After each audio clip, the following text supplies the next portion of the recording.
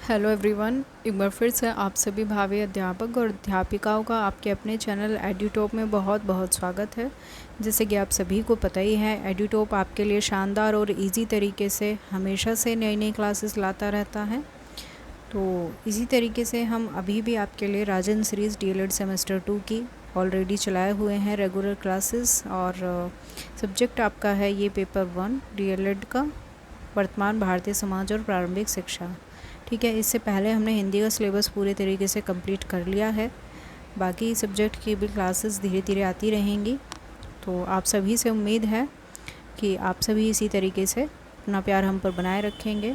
और जितने भी बच्चे चैनल से नए जुड़े हैं, आप सभी से रिक्वेस्ट है कि आप सभी चैनल को ज़रूर सब्सक्राइब कर लें, ताकि आने वाली हर एक वीडियो की नोटिफिकेशन आप लोगों को टाइमली मिल जाए। चलिए फिर बिना किसी देरी के आज की क्लास को फिर से स्टार्ट करते हैं। देखिए, क्वेश्चन जो है हमारे लघु उत्तरीय प्रश्न चल रहे हैं और 80 तक के क्वेश्चन हमने कर लिए हैं कंप्लीट। तो आज हम 81 से स्टार्ट करने जा रहे हैं। सभी बच्चे आ जाइए फटाफट से। तो देखिए, हमारा क्वेश्चन क्या है, प्रकृतिवादियों ने किन शिक्षण प्रणालियों का समर्थन किया है, उनकी लिस्ट बनाइए।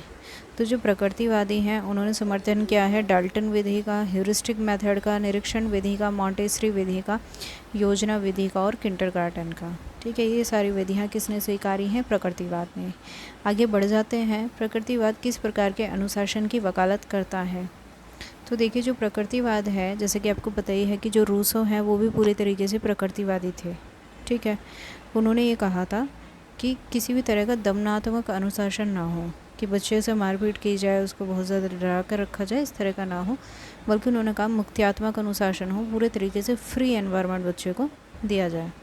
प्रकृतिवादी विचारक ये मानते हैं कि गलत कार्यों के लिए जो है कोई भी उसमें प्रकृति स्वयं ही व्यक्ति को दंडित करेगी और अच्छे कार्यों के लिए उसे पुरस्कृत भी देगी, रिवॉर्ड भी करेगी। लेकिन बहुत से विचारक ने प्राकृतिक परिणामों द्वारा अनुशासन को स्वीकार नहीं किया है। संक्षेप में, प्रकृतिवादियों ने बाह्य शक्तियों पर आधारित जो अनुशासन है उसको स्वीकार नहीं किया। उनके अनुसार वास्तव में अनुशासन उसी समय सफल हो सकता है जब शिक्षार्थी को आदर देते हुए उसको आत्म अनुशासन बनाए रखने का आग्रह किया जाए और स्वतंत्र ढंग से स्वाभाविक विकास का अवसर प्रदान किया जाए। तो अगर एक निचोड़ के रूप में देखा जाए तो जो प्रकृतिवाद है वो ये मानता है कि बच्चे को प्रकृति में छोड़ दिया जाए, बिल्कुल फ्री। अगर वो कुछ गलत काम करता है तो प्रकृति अपने आप उसको दंडित भी करेगी, अच्छे काम के लिए उसे पुरस्कृत भी करेगी। क्वेश्चन नेक्स्ट है हमारा 83, प्रयोजनवाद के अनुसार पाठ्यक्रम निर्माण सिद्धांत क्या है? अब देखिए, जो प्रयोजनवाद है वो परंपरागत रूढ़िवादी पाठ्यक्रम का पक्षधर नहीं है। यह किसी पूर्व निश्चित पाठ्यक्रम को स्वीकार नहीं करता। और जो प्रयोजनवादी विचारक हैं वो अनुभव केंद्रित पाठ्यक्रम पर बल देते हैं। प्रयोजनवाद के अनुसार जो पाठ्यक्रम है वो देश काल, परिस्थिति, विद्यार्थी की रुचि, आवश्यकता, योग्यता, उपयोगिता आदि को ध्यान में रखकर ही बनाना चाहिए। उनका मानना है कि जो पाठ्यक्रम है वो समय की मांग और परिवेश के अनुसार जो है वो चेंज होता रहना चाहिए, ना कि एक ही सिलेबस चलता रहे सालों साल। इसलिए उन्होंने पाठ्यक्रम की रूपरेखा प्रस्तुत ना करके पाठ्यक्रम निर्माण संबंधी सिद्धांत में प्रस्तुत किए हैं, जो कि बहुत ही उपयोगी हैं। प्रयोजनवादियों ने पाठ्यक्रम निर्माण संबंधी सिद्धांत दिए हैं, वो पढ़ लेते हैं कि क्या है। सबसे पहला उन्होंने दिया है एकीकरण का सिद्धांत। दूसरा है विविधता का सिद्धांत, रुचि का सिद्धांत, मतलब करिकुलम जो है डिज़ाइन हो तो ऐसा हो कि वो बच्चा उसमें इंटरेस्ट ले, क्रिया केंद्रित हो, समाजीकृत सिद्धांत हो, उपयोगिता का सिद्धांत और अनुभव केंद्रित सिद्धांत पर आधारित पाठ्यक्रम होना चाहिए। ये बात किसने कही? प्रयोजनवादियों ने। आगे बढ़ जाते हैं। नेक्स्ट हमारा क्वेश्चन है 84, शिक्षा में शिक्षण विधियों के चयन और प्रयोग में प्रयोजनवाद किन शिक्षण सिद्धांतों का पक्ष लेता है? अब देखिए, जो प्रयोजनवाद है वो छात्र को सक्रिय बनाने पर बल देते हैं। शिक्षण सिद्धांतों और शिक्षण विधियों के क्षेत्र में प्रयोजनवाद का महत्वपूर्ण योगदान है। प्रयोजनवाद किसी रूढ़िवादी परंपरागत निष्क्रिय शिक्षण पद्धति का समर्थन नहीं करता, बल्कि नवीन मनोवैज्ञानिक विधियों के उपयोग को महत्व देता है। जिस तरीके से ये करिकुलम के लिए भी या आपके पाठ्यक्रम के लिए भी नई चीज़ों को महत्व देते हैं, उसी तरीके से ये जो है परंपरागत शिक्षण विधियों को भी बहिष्कार करते हुए ये मानते हैं कि जो शिक्षण विधियां हैं वो नई हों, देश काल और परिस्थिति के अनुसार हों, जो कि चेंज होने वाले करिकुलम के अनुसार फिट बैठे बिल्कुल। ठीक है, तो शिक्षण विधियों के चयन और प्रयोग के प्रयोजनवाद निम्नलिखित सिद्धांतों का पक्ष लेता है। एक तो इन्होंने क्रिया और अनुभव द्वारा सीखने का सिद्धांत दिया है, दूसरा एकीकरण का, फिर बाल केंद्रित सिद्धांत, सामूहिक क्रिया का सिद्धांत, सीखने की उद्देश्य का, फिर क्रिया का सिद्धांत। ठीक है भाई, आगे बढ़ जाते हैं। नेक्स्ट क्वेश्चन है हमारा 85। प्रयोजनवाद के अनुसार शिक्षक की भूमिका बताइए। अब देखिए, जो प्रयोजनवाद है वो ये मानता है कि शिक्षक को सत्य का निर्माण करने वाला होना चाहिए, अनुभवशील हो, मूल्य का निर्माण करने वाला हो, क्रियाशील परिश्रमी हो। और प्रयोजनवादी ये भी मानते हैं कि शिक्षक को हमेशा प्रयोग करते रहना चाहिए, उसी के अनुरूप अपनी शिक्षण विधि और पाठ्यक्रम में सुधार भी करना चाहिए। साथ ही शिक्षक को अपने बच्चों पर बलात् विचार, मत, आदर्श, मूल्य थोपने नहीं चाहिए, बल्कि पथ प्रदर्शक सलाहकार के रूप में कार्य करना चाहिए।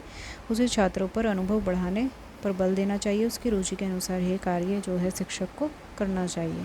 ये सारी बातें मानी है प्रयोजनवाद ने। आगे बढ़ जाते हैं। नेक्स्ट क्वेश्चन हमारा, अब देखिए, प्रयोजनवाद के अनुसार विद्यालय की प्रकृति बताना है। तो जो प्रयोजनवादी हैं वो विद्यालय के महत्व से इनकार नहीं करते, बल्कि वे विद्यालय को एक छोटा समाज मानते हैं और शिक्षा को सामाजिक प्रक्रिया मानते हैं। उनका मानना ये है कि शिक्षा ही समाज को नया रूप देती है और वो विद्यालय को सामाजिक संस्था मानते हैं। संक्षेप में विद्यालय के संबंध में निम्नलिखित कथन जो है वो ध्यान देने योग्य हैं। सबसे पहला, विद्यालय जो है वो समाज का सच्चा प्रतिनिधि है। विद्यालय समाज की प्रयोगशाला है। विद्यालय कार्यशील नागरिकों के जीवन का स्थल है और विद्यालय जो है समाज का लघु रूप है। ये सारी बातें प्रयोजनवादियों ने कही हैं। आगे बढ़ जाते हैं। प्रयोजनवाद के अनुसार शिक्षा का अर्थ बताइए। तो जो प्रयोजनवादी हैं वो ये मानते हैं कि शिक्षा वातावरण के साथ सामंजस्य स्थापित करने वाली हो। शिक्षा स्वयं जीवन है। शिक्षा सामाजिक जीवन का मूल स्तंभ है और सामाजिक कुशलता प्राप्त करने की प्रक्रिया है। शिक्षा एक लोकतांत्रिक प्रक्रिया है। शिक्षा अनुभवों की पुनर्रचना करने वाली प्रक्रिया उन्होंने मानी है। आगे बढ़ते हैं। क्वेश्चन नेक्स्ट है हमारा 88। प्रयोजनवाद के अनुसार शिक्षा के उद्देश्य बताइए। अब देखिए, शिक्षा के उद्देश्य उन्होंने कहे हैं कि एक तो ऐसे हों कि जो छात्रों में सामाजिक कार्यकुशलता का विकास कर सकें, वातावरण के साथ समायोजन की क्षमता का विकास कर सकें, छात्रों में अनुभव का पुनर्निर्माण करना, उपयोगी निर्देशन प्रदान करना, छात्रों में सत्य अन्वेषण की योग्यता विकसित करना। सत्य अन्वेषण क्या होता है? खोज करना, मतलब सत्य की खोज करने के लिए। ठीक है, उपयोगी निर्देशन प्रदान करना और लौकिक आनंद की प्राप्ति करना, जनतंत्रात्मक आदर्शों का विकास, लचीले और गतिशील मस्तिष्क का विकास, नवीन आदर्शों और मूल्यों का सर्जन करना। नेक्स्ट क्वेश्चन है हमारा, गीजू भाई ने किन किन शिक्षण विधियों के प्रयोग पर बल दिया है। तो देखिए, गीजू भाई ने एक स्टेटमेंट दी है जो कि बहुत ज़्यादा इम्पोर्टेंट है, बहुत बार पूछी जाती है। बाल देवो भव।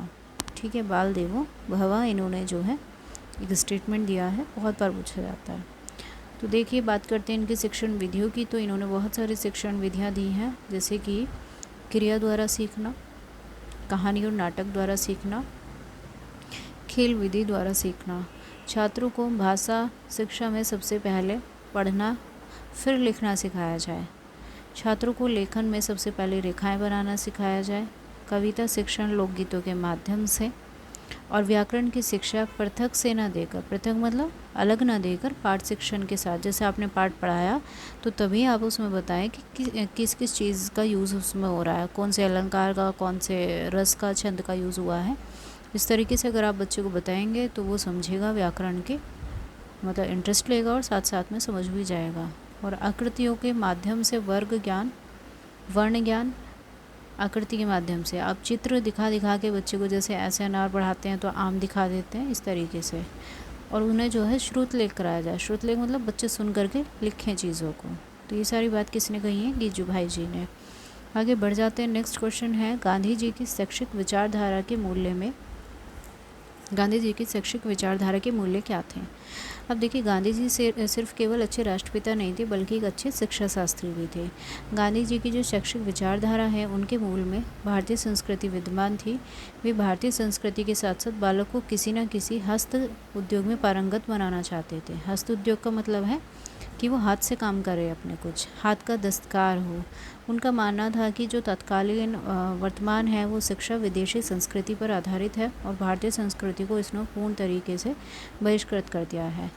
इसका एकमात्र उद्देश्य छात्र का मानसिक विकास करना है। इसका हृदय पर कोई प्रभाव नहीं पड़ता और इसमें हाथ के कार्य का कोई स्थान नहीं है। ये बात किसने कही? गांधी जी ने।